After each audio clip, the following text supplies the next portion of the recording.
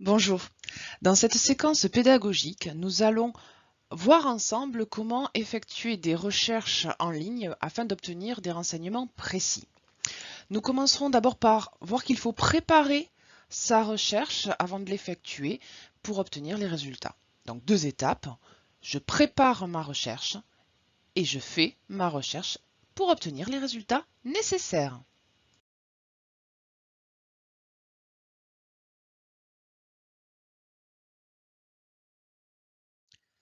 Avant d'effectuer une recherche sur Internet, il est très important de la préparer afin d'obtenir plus facilement les éléments nécessaires. Dans un premier temps, nous allons identifier le besoin, c'est-à-dire dès le départ savoir si j'ai besoin d'obtenir un site ou un plan ou une image ou une vidéo. Quel est le type de résultat dont je vais avoir besoin. Ensuite, je vais définir réellement ma recherche en me disant j'ai besoin donc effectivement d'un plan entre Lyon et Marseille et en voiture. Je vais essayer de penser à tous les détails dont je vais avoir besoin pour obtenir exactement le renseignement voulu. Et pour terminer, je vais extraire de cette définition que je viens de faire les termes nécessaires. Dans mon exemple où je cherchais un itinéraire entre Lyon et Marseille en voiture, je vais garder les termes itinéraire Lyon-Marseille. Et ensuite, on verra ensemble que je vais rajouter des options de définition, la voiture.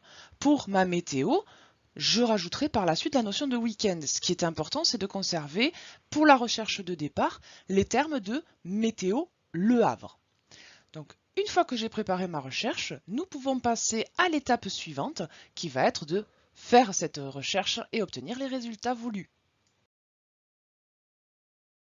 Nous allons effectuer les recherches maintenant afin de voir comment il faut analyser ça.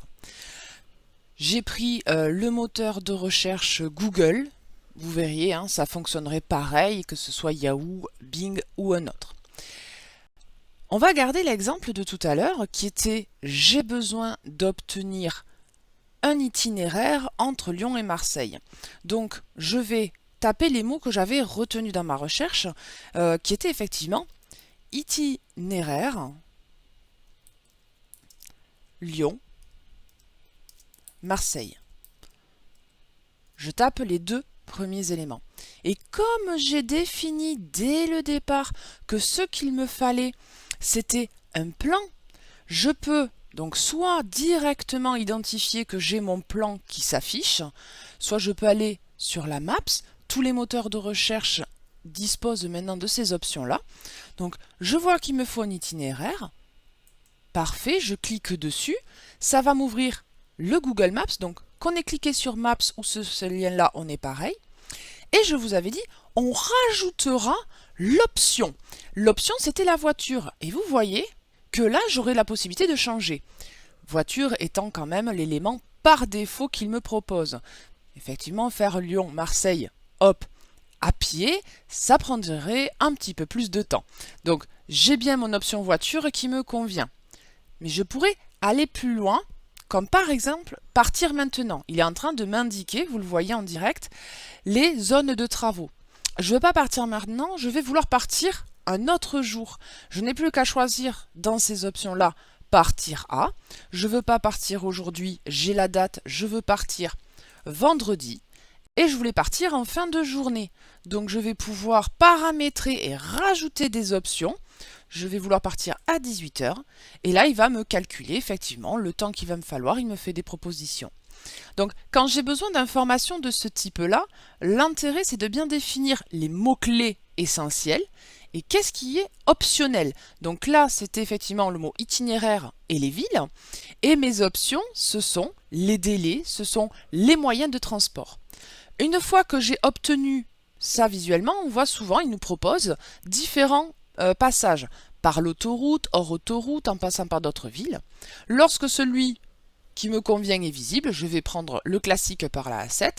J'ai la possibilité de l'envoyer vers mon téléphone, si j'ai un smartphone à disposition, et au moins j'aurai mon plan enregistré directement sur le logiciel qui est installé sur mon téléphone, ou je peux afficher le détail. Donc là, il nous dit à quel moment prendre, et là j'ai le détail de mon itinéraire. Je peux soit l'imprimer, petit logo de l'imprimante, soit le partager avec des réseaux sociaux et d'autres biais, soit de nouveau l'envoyer cet itinéraire-là par téléphone. Donc vous voyez, la recherche est très poussée, c'est je prends mes mots-clés et je détaille. Reprenons notre exemple de la météo pour en faire un second. Je clique sur ma maison pour revenir à ma page par défaut qui est mon petit moteur de recherche Google. Et j'avais dit que je voulais la météo du Havre. Météo, Le Havre. Je valide ma saisie. Et donc, j'ai la proposition ici de Google elle-même. Je vais quand même faire attention au type de sites qui me sont retournés. On voit ici Le Havre, la chaîne météo.com. C'est important de savoir où je suis. Là, c'est le site de la chaîne Météo. Et en dessous, j'ai Météo France. Je veux faire confiance, je vais sur le site de Météo France, je clique sur mon lien pour accéder aux informations. Et c'est seulement à ce moment-là que je vais choisir la notion de week-end. Donc vous voyez qu'ici je peux, donc j'avais déjà choisi la ville, donc je suis arrivé directement sur le Havre et je peux donc dire je veux la météo de ce week-end. Si j'ai bien défini ma recherche au départ, elle sera fructueuse. Si je fais quelque chose de trop détaillé ou au contraire de trop généraliste, je vais mettre beaucoup de temps à trouver. Si j'avais fait que météo, j'aurais dû après chercher, etc., le détail, rajouter la ville, etc. Si j'avais mis je veux obtenir la météo du Havre de ce week-end, ben ça aura eu un peu plus de détails, ça sera un peu trop complexe pour retrouver. Donc, quelle que soit la recherche que vous faites, vous avez identifié votre besoin dès le départ, défini les mots-clés. Donc, quand on fait une recherche générale, si je tape, par exemple, je vais prendre le Havre, n'hésitez pas à utiliser quel est le type d'élément que vous voulez. Est-ce que c'est une carte? Est-ce que ce sont des infos, des actualités? Est-ce que ce sont des images que je veux obtenir? Ou des vidéos? J'irai sur le plus s'il ne m'est pas proposé. Donc le tous, vous le savez maintenant, vous le voyez, ce sont des sites qui vous sont proposés. Quand vous choisissez un site, attention aussi au site sur lequel c'est. Si je sélectionne bien la bonne partie, c'est là que je verrai quel est le site. Ici, c'est le site de Wikipédia. Ici, c'est Le Havre Tourisme. Là, c'est Normandie Tourisme. Donc pour bien aller jusqu'au bout des choses, la troisième partie sera de contrôler le site qui me propose les réponses à ma recherche. Voilà pour la recherche en elle-même.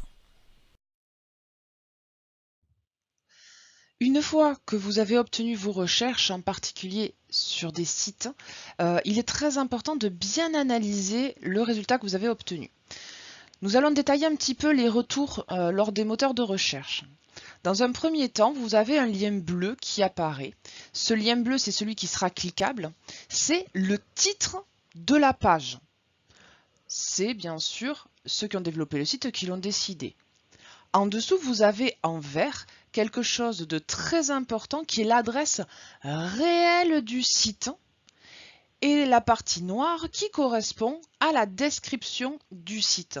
La description, c'est quelque chose que met en place le développeur du site pour des raisons de référencement. Ce qui est important, c'est cet élément vert. Pourquoi? Parce que je visualise quelle est l'adresse du site. J'ai fait une recherche sur un boulanger à Bao, Bao étant un village. Je vois que le premier lien que j'ai, c'est page jaune, qui me permettrait d'obtenir donc les coordonnées détaillées, l'adresse, le téléphone, etc. des boulangeries qui se situent dans le village de Bao. Mais j'en ai d'autres des sites. J'ai 118.000.fr, j'ai laviimo.com. Donc là, on sent que ce n'est pas du tout des coordonnées que je vais obtenir. On est dans de l'immobilier, donc ça sera la vente de location, d'immobilier pur. Donc c'est pas ça mon besoin. Faites bien attention à ces éléments. Et là, si vous aviez un doute, c'est là que la description, ce texte en noir, vient vous expliquer exactement. Je vais rester sur ce laviimmobilier.com. Là, Paline est enregistrée comme boulangerie dans la ville de Bao avec plusieurs informations pratiques, téléphone, adresse, mail. Donc j'ai des coordonnées, mais si je suis d'un site immobilier, faut voir si c'est vraiment ce que je veux. Là, c'est carrément l'adresse de la Paline, qui, semblerait-il, est une boulangerie. Faites bien attention aux sites sur lesquels vous tombez. Pourquoi ? Tout simplement parce que c'est là que vous aurez à vérifier l'exactitude et la véracité des informations que vous allez trouver. Donc faites toujours attention sur les sites sur lesquels vous allez afin d'obtenir des informations qui correspondraient vraiment à votre besoin. Voilà, cette séquence est à présent terminée.